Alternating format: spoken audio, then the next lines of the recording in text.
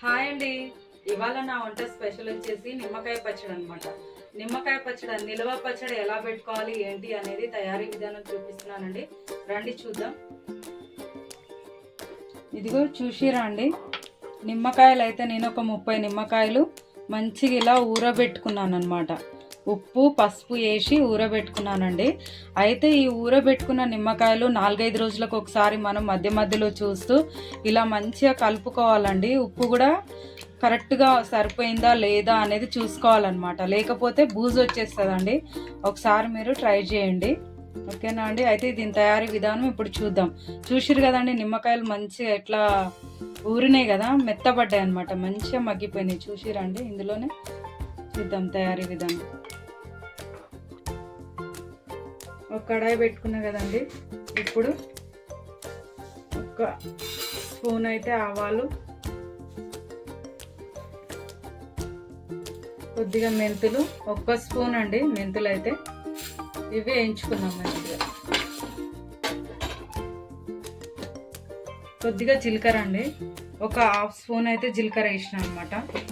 కొంచెం మంచిగా ఇవి అయితే వేయించుకుందాము.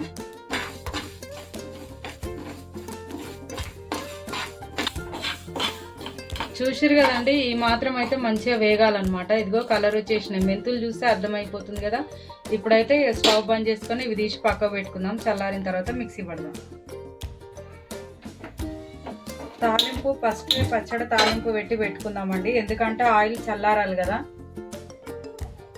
కడాయి పెట్టుకున్నాం కదండి, ఇందులో కొద్దిగా తగినంత ఆయిల్ అయితే వేసుకుందాము పచ్చడికి.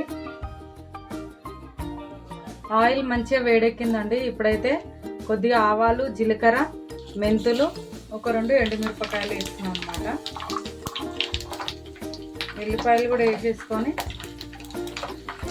పని చేసుకుందామండి. తాలింపు అయితే అయిపోయింది, చల్లారనిద్దాం. పచ్చడి అంతా ఒక గిన్నెలోకి అయితే వేసుకుందామండి.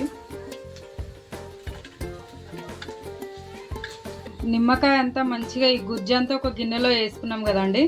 అయితే నేను ఇదిగో ఈ కప్పుతో 2 కప్పులు అయినాయి అనమాట నాకు ఈ నిమ్మకాయ ముక్కలు. అయితే 1 కప్పు కారం అయితే వేస్తున్నా అండి. అయితే నేను దీంతో 1 కప్పు, ఈ కప్పు కారం అంతా పడుతుంది అనమాట. ఈ కారం అంతా వేసేస్తున్నా. ఇంకా దీనికి సగం కప్పు అయితే మనకి ఉప్పు పడుతుంది అనమాట. ఉప్పు ఇంకా సరిపోకపోతే మధ్య మధ్యలో చూసి వేసుకోవాలని చెప్పిన కదా. ఆవాలు, మెంతులు, కొద్దిగా జీలకర్ర వేసి పట్టుకున్నా కదా, ఆ పొడి కూడా ఇందులోనే వేసేద్దాం.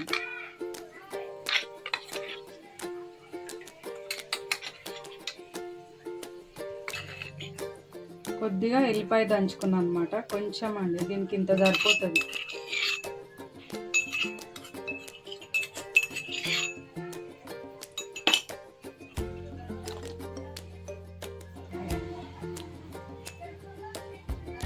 ఇదంతా మంచిగా కలుపుదాము.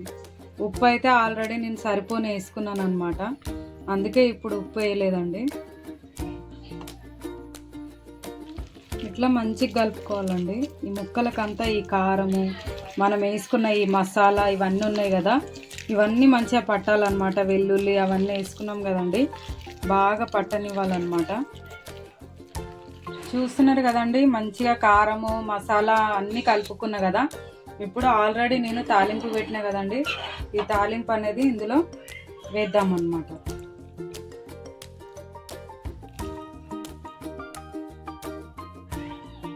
తాలింపు అంతా మంచిగా వేసి బాగా కలుపుదామండి.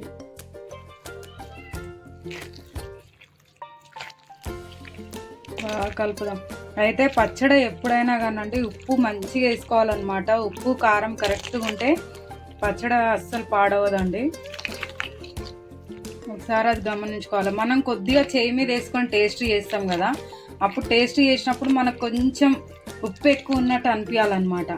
అప్పుడే అన్నం వల్ల వేసుకున్నా కానీ మనము పెట్టుకున్నా కరెక్ట్ సరిపోతుంది. పచ్చడి కూడా అస్సలు పాడవదండి.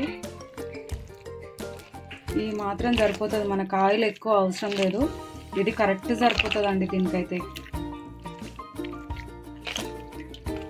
బాగా కలుపుదాం. ఈ ముక్కలకంతా ఈ ఎల్లిపాయలు, ఈ మసాలా ఇదంతా పట్టాలి. ఇష్టం ఉన్న వాళ్ళు కాస్త ఇంగువ కూడా వేసుకోవచ్చు అండి. నేను వేసుకోలేదన్నమాట. వేడి వేడి అన్నం వల్ల పచ్చడి వేసుకుంటే కనుక అదిరిపోతుందండి నిమ్మకాయ పచ్చడి అసలు.